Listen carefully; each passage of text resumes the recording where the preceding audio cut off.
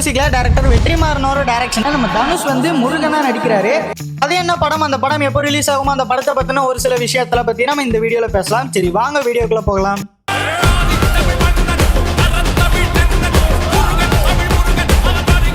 அதுக்கு முன்னாடி நீங்க இப்பதான் நம்ம சேனல் ஃபர்ஸ்ட் டைம் வரீங்க அப்படின்னா மறக்காம சப்ஸ்கிரைப் பண்ணி வச்சுக்கோங்க. ஏன்னா நம்ம சேனல்ல இந்த மாதிரி சினிமா ரிலேட்டடான hidden details and interesting facts about cinema, so movie reviews, movie update இந்த மாதிரியான வீடியோஸ்ல போஸ்ட் பண்ணுவேன். ஸோ நீங்களும் பார்த்து ஜாலியாக என்ஜாய் பண்ணலாம். ஒரு 2 நாள் முன்னாடி நம்ம தனுஷ் பார்த்தீங்கன்னா அவரோட நெக்ஸ்ட் ப்ராஜெக்ட் பார்த்தினா ஒரு அனௌன்ஸ்மெண்ட் போஸ்டர் மாதிரி ஒன்று ரிலீஸ் பண்ணியிருந்தாரு.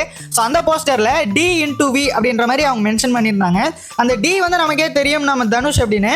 ஆனால் அந்த V யாரு அப்படின்றது நிறைய பேருக்கு வந்து ஒரு எக்ஸைட்டிங் எலமெண்ட்டாக இருந்துச்சு அந்த போஸ்டர்ல. ஏன்னா அந்த V வந்து பார்த்தீங்கன்னா ஒருவேளை வெங்கட் பிரபுவா இருக்குமோ அப்படின்ற மாதிரி ஒரு சில டாக்ஸ் போயிட்டு இருந்துச்சு. அதை தாண்டி மோஸ்ட் ஆஃப் த பீப்புள் சொன்னது என்னன்னா வெற்றிமாறன் கூட தான் அவர் அடுத்த ப்ராஜெக்ட் பண்றாரு. ஸோ அது வேணா வடச்சென்னை 2 இருக்கலாம் அப்படின்ற மாதிரி நிறைய பேர் வந்து ரொம்ப எக்ஸ்பெக்டேஷனா இருந்தாங்க. இதெல்லாம் நடக்குமா நினைச்சேன், நடந்துருச்சு. ஆனா நம்ம நினைச்சதுக்கு அப்படியே சம்பந்தமே இல்லாம ஒரு அனௌன்ஸ்மெண்ட் கிளிம்ஸ் ஒன்று வருது. அதுதான் தமிழ் முருகன் அப்படின்னு.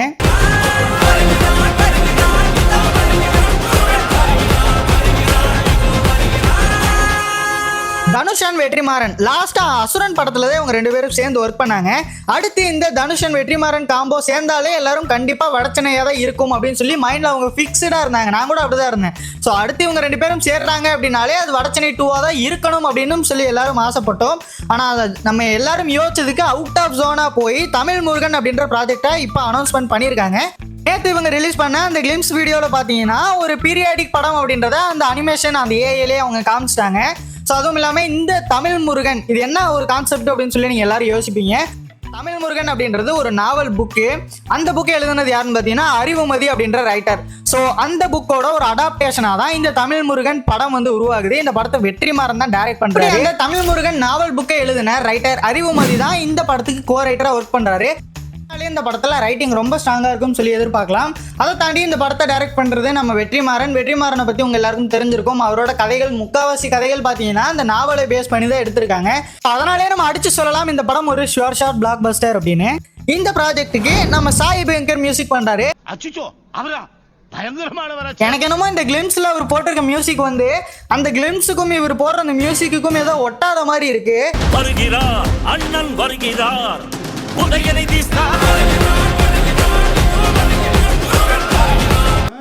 நல்லாவே இருக்க மாட்டேங்கிறா. இன்னும் கொஞ்சம் நல்லா பண்ணியிருக்கலாமோ, இன்னும் ஒரு ரூரலா இறங்கி அடிச்சிருக்கலாமோ மியூசிக்ல அப்படின்ற மாதிரியான ஒரு தாட் எனக்கு வந்துச்சு. நீங்களும் இதான் நினைச்சீங்களா இல்லையா அப்படின்றத கமெண்ட் செக்ஷன்ல சொல்லுங்க. வெயிட் பண்ணி பார்ப்போம் இவர் இந்த படத்துல என்ன மாதிரியான ஒரு ட்ராக்ஸ் அண்ட் சாங்ஸ் எல்லாம் கொடுக்குறாரு அப்படின்னு. இந்த படத்துல முருகன் கேரக்டருக்கு நம்ம தனுஷ் எப்படி சூட் ஆவாரு அப்படின்ற மாதிரி ஒரு சிலர்லாம் சொல்லிட்டு இருக்காங்க. முருகரை இதுவரையும் நாம யாரும் இதுதான் இவரோட உண்மையான உருவம் அப்படின்னு சொல்லி நம்ம பார்த்ததும் கிடையாது. ஏன்னா ஒரு இடத்துல நீங்க பாத்தீங்கன்னா ஒரு கோயில்ல ஒரு மாதிரி இருக்கும். அண்ட் ஒரு கதையில முருகரோட அவர் வந்து லுக்ஸ் வந்து இப்படி இருக்கும், அவர் வந்து இவ்வளவு கம்பீரமா இருந்தாரு, இந்த மாதிரியான உடை அணிந்திருந்தாரு, இந்த மாதிரி ஒரு இடத்துல ஒரு மாதிரி சொல்லும் போது இந்த படத்துல இவங்க எப்படி காமிச்சாலும் அது நல்லா ஒர்க் அவுட் ஆகும் அப்படின்றதுதான் என்னோட கருத்து. நெருப்பு மாதிரி வேலை செய்யணும் குமாரு. இது எல்லாம் ஓகே தான். நாங்க எல்லாரும் எக்ஸ்பெக்ட் பண்ணது வடச்சென்னை 2 தான். ஆனா நாங்க யாருமே எக்ஸ்பெக்ட் பண்ணாத மாதிரி ஒரு ப்ராஜெக்டை இவங்க அனௌன்ஸ்மெண்ட் பண்ணியிருக்காங்க. இந்த படத்துக்கு இதுக்கு முன்னாடி வரையும் எந்த ஒரு அப்டேட்டோ எந்த ஒரு ரூமருமே வரல. ஏன் சொல்றேன் அப்படின்னா ஏதாவது ஒரு ஆக்டரோ ஒரு டேரக்டரோ அவங்க மீட் பண்ணிக்கிட்டாலே அடுத்து இந்த படத்தை பற்றி தான் பேசிட்டு இருக்காங்க. இந்த படம் வந்து அவ்வளோதான் ஷூட்டிங் ஸ்டார்ட் பண்ண போறாங்க, பேச்சுவார்த்தையெல்லாம் முடிஞ்சு ஸ்கிரிப்ட் ஒர்க் போய்கிட்டு இருக்கு, இந்த மாதிரியான ஒரு நியூஸ்லாம் அவங்க 2 பேரும் பர்சனலாக மீட் பண்ணி ஏதாவது பேசியிருப்பாங்க. ஆனால் அதை கூட ரூமராக மாற்றிலாம் சோஷியல் மீடியாவில் போஸ்ட் பண்ணுவாங்க. ஆனால் அப்படி எந்த ஒரு ரூமர் கூட இந்த படத்துக்கு வரல. நம்ம யாருமே எக்ஸ்பெக்ட் பண்ணாத மாதிரி இந்த ஒரு ப்ராஜெக்ட் அனௌன்ஸ்மெண்ட் பண்ணியிருக்காங்க. இப்படி இவங்க சடனா பிளான் பண்ணி இந்த ப்ராஜெக்ட் அனௌன்ஸ் பண்ணதுக்கான காரணம் என்னன்னு அப்படின்னு சொல்லி மோஸ்ட் ஆஃப் த பீப்புள் சொல்றது, நானுமே நினைக்கிறது அண்ட் இவங்களுமே இதுக்காக தான் பண்ணியிருப்பாங்க அப்படின்னு நினைக்கிறாங்க எல்லாருமே. அது என்னன்னா டோலிவுட்ல junior NTR and Trivikram, so இவங்க 2 பேரும் சேர்ந்து காட் ஆஃப் வார் அப்படின்னு முருகனை பத்தின ஒரு படம் ஒன்று எடுக்க போறாங்க. அதுக்கான அஃபிஷியல் போஸ்டருமே கூட ரிலீஸ் ஆயிருந்துச்சு. இதெல்லாம் ஓகே தான். ஆனால் எங்க தமிழ் ஆடியன்ஸ்க்கு ட்ரிகர் ஆச்சு, தமிழ் மக்களுக்கு ட்ரிகர் ஆச்சு அப்படின்னு பார்த்தீங்கன்னா அந்த போஸ்டர்ல முருகன் வந்து போன் இன் நார்த் அப்படின்னு போட்டாங்க.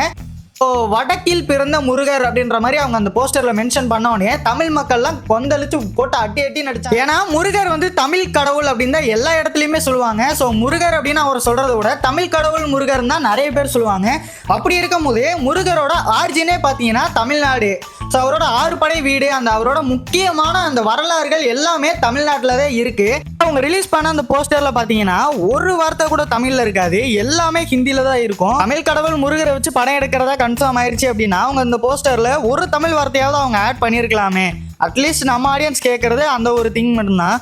அதை தாண்டி அந்த போஸ்டர்ல நீங்க நல்லா உத்து பார்த்தீங்கன்னா அதுல ஒரு வேலை அவங்க வச்சிருக்காங்க. அதையே நீங்க ரொம்ப நேரம் கண்டுபிடிச்சி தேடி உத்து பார்த்தாதான் அந்த வேலையே தெரியும். ஒரு திரிசூலம் வச்சு பெருசாக தான் வச்சிருக்காங்க. அந்த திரிசூலத்தையும் அதுக்குள்ளதான் ஏதோ சின்னதா அந்த வேலை வந்து அவங்க பிளேஸ் பண்ணியிருக்காங்க. கடவுளே, அதே கேள்வி.